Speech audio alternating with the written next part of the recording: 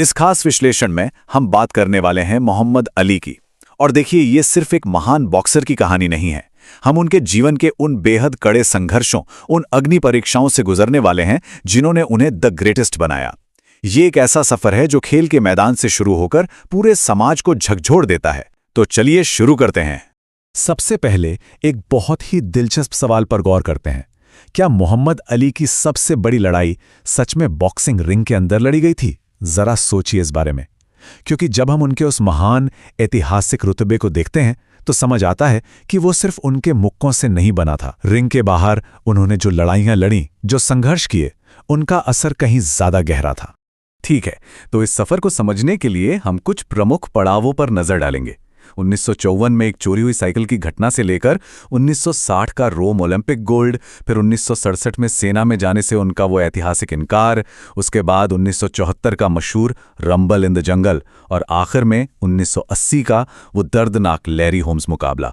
ये पूरी टाइमलाइन अली के जीवन के उतार चढ़ाव का एक एकदम साफ खाका पेश करती है। तो पहले हिस्से पर आते हैं, the making of Ali and the lost Olympic medal. Kentucky के लुइसविले में उनके शुरुआती दिन कैसे थे और उनकी पहली बड़ी जीत के पीछे की कहानी कितनी पेचीदा थी, ये समझना हमारे लिए बहुत जरूरी है। कहानी शुरू होती है 1954 से। एक 12 साल का बच्चा था, कैशियस क्ले, जिसकी साइकिल चोरी हो जाती है। अब जाहिर है बच्चा गुस्से में था। उसने पुलिस अधिकारी जो ई मार्टिन से कहा कि वो चोर को बुरी तरह पीटना चाहता है, और यहीं पर किस्मत ने पासा पलटा। मार्टिन ने उसे मुक्केबाजी सिखाने की पेशकश की। मतलब जरा सोचिए, उस एक संयोग ने उस गुस्से वाले बच्चे को एक वर्ल्ड क्लास एथलीट बनने की राह पर डाल दिया, जिसका नतीजा हमें 1960 के ओलंपिक गोल्ड के रूप में दिखा। अब यहाँ जो सबसे दिलचस्प बात है वो ये मशहूर मिथक है। आपने शायद सुना हो कि एक रेस्टोरेंट में नस्ले भेदभाव के बाद अली ने अपना गोल्ड मेडल गुस्से में ओहायो नदी में फेंक दिया था। बहुत ही नाटकी लगता है ना, लेकिन असलियत थोड़ी अलग और जटिल है। वास्तविकता यह है कि वो मेडल बस कहीं खो गया था। दरअसल जैसे जैसे अली अपने आसपास के नस्लीय दुर्व्यवहार को समझ रहे थे, उनकी राजनीतिक सोच बदल रही थी, तो उस मेडल की अहमियत उनके लिए वैसे भी खत्म हो गई थी। ये चीज उनके अंदर आ रहे एक बहुत बड़े बदलाव का संकेत थी। चलिए आगे बढ़ते हैं हमारे दूसरे हिस्से की तरफ, द कंसेंसस ऑब्जेक्टर। साल है 1967। ये वो दौर था जब अली अपनी जिंदगी की शायद सबसे कठिन अग्नि परीक्षा का सामना कर रहे थे। एक ऐसा समय जब उन्होंने अपने धार्मिक और राजनीतिक विश्वासों के लिए सचमुच सब कुछ दांव पर लगा दिया था, अपनी आज़ादी और यहां तक कि अपना वर्ल्ड हैवीवेट खिताब भी। उनके ये शब्द देखिए, ये स्थिति की गंभीरता को बयां करते हैं। मेरी अंतरात्मा मुझे मेरे भाई या किसी गरीब काले लोगों को गोली मारने नहीं देगी, बस मुझे जेल ले चलो। इन शब्दों का वजन महसूस कीजिए। ये उनका वो बेबाक और स्पष्ट रुख था जिसने एक बहुत लंबी और ऐतिहासिक कानूनी लड़ाई की नींव रखी। अब कानूनी रूप से हुआ क्या? अमेरिका के सुप्रीम कोर्ट ने क्ले बनाम यूनाइटेड स्टेट्स मामले में कंसेंसस ऑब्जेक्टर्स के लिए 3 शर्तें रखीं। पहला, आपको किसी भी रूप में युद्ध के सख्त खिलाफ होना चाहिए। दूसरा, आपका ये विरोध धार्मिक विश्वास पर टिका होना चाहिए। और तीसरा, आपकी इस आपत्ति में पूरी सच्चाई और ईमानदारी होनी चाहिए। यहाँ एक बहुत ही दिलचस्प बात यह है कि लंबी जद्दोजहद के बाद सरकार ने खुद ये माना कि नेशन ऑफ इस्लाम से जुड़े मोहम्मद अली के विश्वास वास्तव में धार्मिक थे और वो पूरी तरह से सच्चे थे।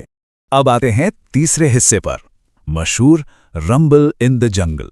1974 में ज़हरे में हुआ ये मुकाबला सही मायनों में अली की एक शानदार वापसी की कहानी है।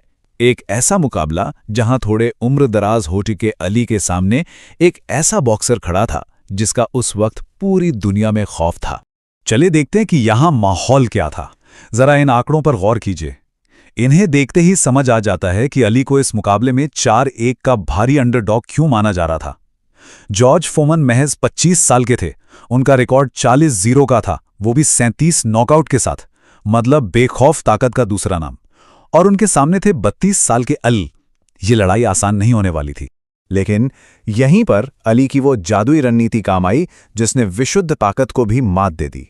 रोप ए डोप, ये कोई आम तकनीक नहीं थी।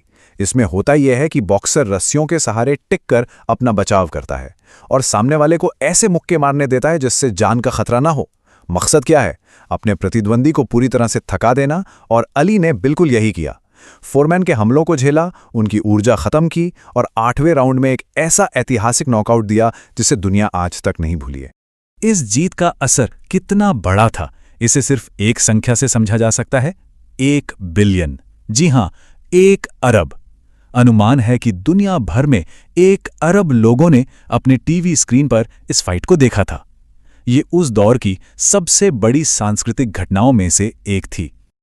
और हाँ, इसके आर्थिक पहलू को तो हम बिल्कुल नजरअंदाज नहीं कर सकते।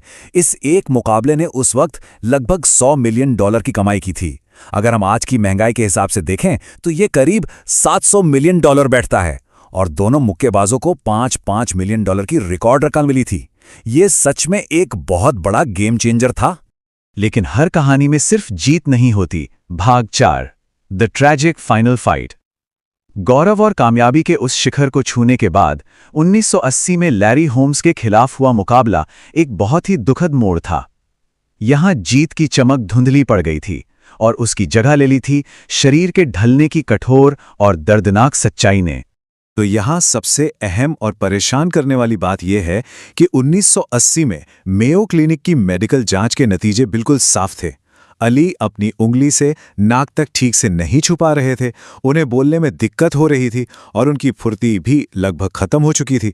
ये साफ चेतावनी थी। लेकिन हैरानी की बात देखिए, नेवादा एथलेटिक कमीशन ने इन सारी मेडिकल रिपोर्ट्स को पूरी तरह से दरकिनार कर दिया और उन्हें लड़ने की इजाजत दे दी। अली के पूर्व रिंग डॉक्टर फर्डी पाचेको के ये शब्द उस पूरी त्रासदी का दर्द बयां करते हैं। उन्होंने कहा था, इस लड़ाई में शामिल सभी लोगों को गिरफ्तार किया जाना चाहिए था। ये लड़ाई एक घिनौना कृत्य थी, एक अपराध था। ये सच में दिल दहला देने वाला था।